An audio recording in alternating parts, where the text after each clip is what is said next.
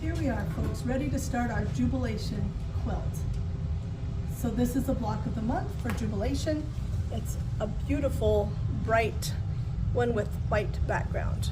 So this is an 8-month program.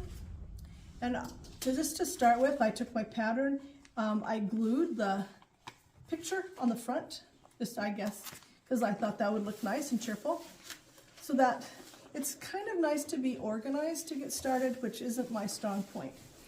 But I did label my fabrics. I took this and went through, and in your pattern, you will find this. It's the back, I believe it's the back page. And it will show you the exact fabric pictures, and it says over here, fabric 1, 2, 3, 4, and goes down them. And so I just took my tape and went ahead and labeled all my fabrics. It's going to finish at 100 by 100, and another page that's in your pattern is this one. And it doesn't have the details, it does have the colors, but if you ever make this again, or if you are choosing to make this out of a different set of colors, you can go ahead and swatch yours on here. Put your fabric 1, 2, 3, and that way, and then label them. Because in the pattern itself, this is the color that it has. Let's look at one page and you'll see that. It says swatch right here, Karen, and that's these, okay? So if they were making out of a different set of fabrics, that way they can keep up with what goes where. All right, so that started that. And then on your general information page, I went ahead and took my pink highlighter and went through and marked things that I thought would be interesting. Good to remember, these are the tools we'll need: tucker trimmer, wing clipper, corner beam, quilter's magic wand, and the square squared. And they recommend using Invisi-Grip, or we use Grippy on the back of our tools, keep them from slipping. Oh, another thing that they mentioned in here is if you've misplaced your instructions that came with each of your tools, you can go to Studio 180 Design, and they have it version that's formatted to 8.5 by 11, and print them off, and you can get a duplicate, and that's really a nice size also. There are video tutorials out there, they said. I have not gone and looked at them. Do remember, after you've trimmed your units and blocks, they're no longer oversized. So then you need to be really careful with your 1/4" seam allowance. And they really, really recommend label, label, label. So label your completed units each month so that everything is clearly defined or identified. So that was kind of an interesting, those I thought were good reminders, help us get started. One thing we wanted to talk about too, seems kind of early maybe, but to start thinking about what are you going to put in the back of your quilt. And the reason we wanted to think about that right now, if you want to use this white background fabric for your backing, the same batik as is in your quilt, batik, then we would need to get it ordered. We will be sending that order in probably next week, which would be January. Like by January 10th. If you could get us, if you want That's to, Wednesday, okay. Yes, if you want to order that, if you want that fabric, we will put you on the list because it takes 9 yards, and so we have to order quite a few bolts in order to make enough of this. So if you intend And to this put is that fabric. put this batik on the back of your quilt, let us know, and we will order. So Monday, Tuesday, or Wednesday of next week. Yes. Okay. So we can see how many bolts we can get of that, because they said it wouldn't come till June. If we get the order in now, it should be here in June, hopefully, and that batch. way it will be ready to back your quilt. Okay. So I wanted to talk about that, and then I guess we're ready to get started for month number 1. So here is month 1, and I got out my pink marker and got started on it. We're going to make a total of 40 of this one block. And it tells you right over here, required tool is going to be our tucker trimmer. So we went ahead and they had a really good picture for layout of your fabrics, and you're going to use each of these 10 fabrics. So it says make 4 blocks of each of the fabrics, so it's a total of 40. So I just went through and marked different, because these are down to 3 1/4. So you start your strip at 7 1/2, These are 7-inch blocks, but then you take your 7.5 and cut it into 3 1/4 and 4 1/4. And then we use these. So I just marked them off as I got them cut. You can go through and get yours. Now on my sample, I'm using a different background. So all of your kits have that one that we just looked at, thinking we'd use it for backing. Mine is going to be this white. So just know that as you're looking at it, mine's gonna look a little different than yours. So first thing we're gonna do to start to make our block, get this out of the way, is we take our colored fabrics and the same size almost. This is 3 1/2, this is 4 1/2, and by, let's see, by 14 inches. Sew those together, and it says press them towards fabric 11, which is our background. So I've got those ready. And then we're gonna subcut in every 3 1/4 inches. So I went ahead and stacked 4 of mine on top of each other. This table's kind of deep here, but I guess I can reach this. So I just stacked them like this every other one. So you can see, otherwise that lump was gonna be all stacked on top of each other. So I layered up 4, I trimmed it down so it was even, and then I cut every 3 1/4 inches. So you get 4 pieces out of this. Then you take 2 of the same color and you lay them. It says so that the squares are at the opposite ends. So you can see they're at the opposite ends. And then you put the right sides together, and it says with right sides together, stitch with the small square going under your needle first. So that means the seam's going to be on this side of this. And then you'll have 2 of these things of each color. So when you open them, it's going to look like this. But when you sew them, the colored square is on the top, and you're going to sew down that side. Then it says snip. So the next step, you're going to, let's see, let me grab my scissors here.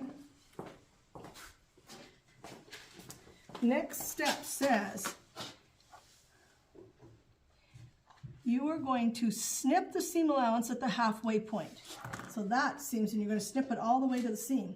So that, I've never done that in any project before. So it's gonna, I just folded mine end to end. So because we're gonna snip it at the halfway point. So I don't know if we can show this up close. I'm going to just set my scissors here, and I'm going to snip right up to that seam allowance, and it says it doesn't even matter. You can see I snipped the thread and it's just fine. So I'm going to snip both of those.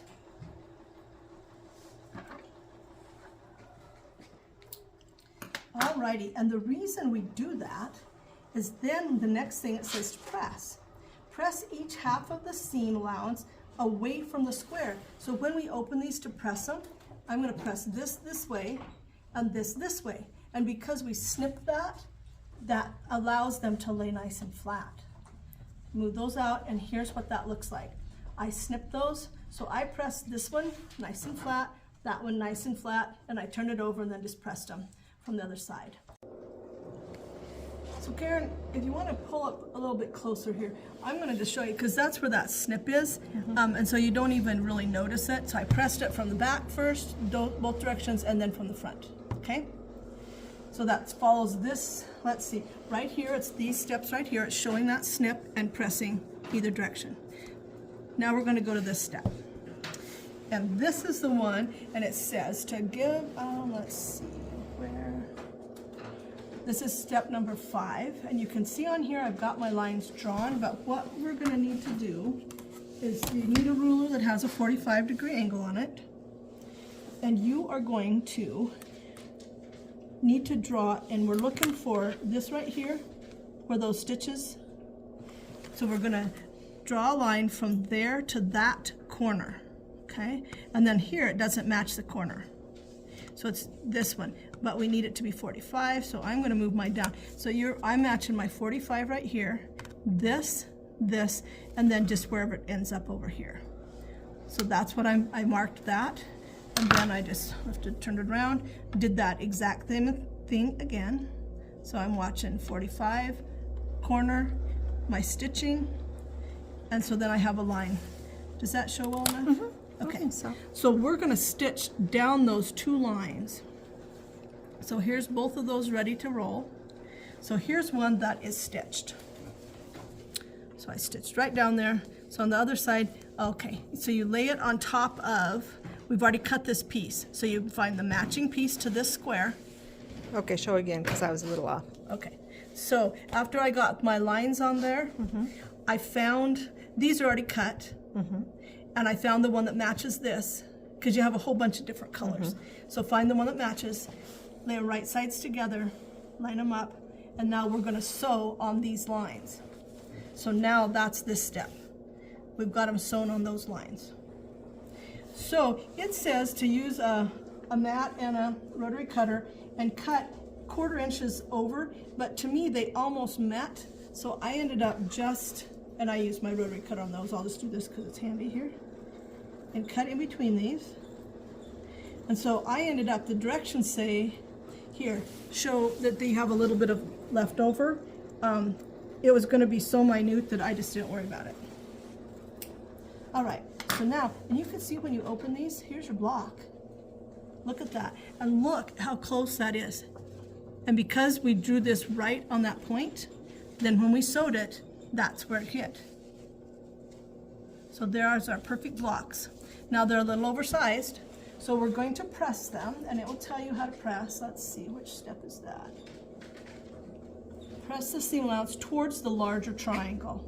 So here we go. We pressed it towards the larger triangle. So that's, but if you look, all of them are like that.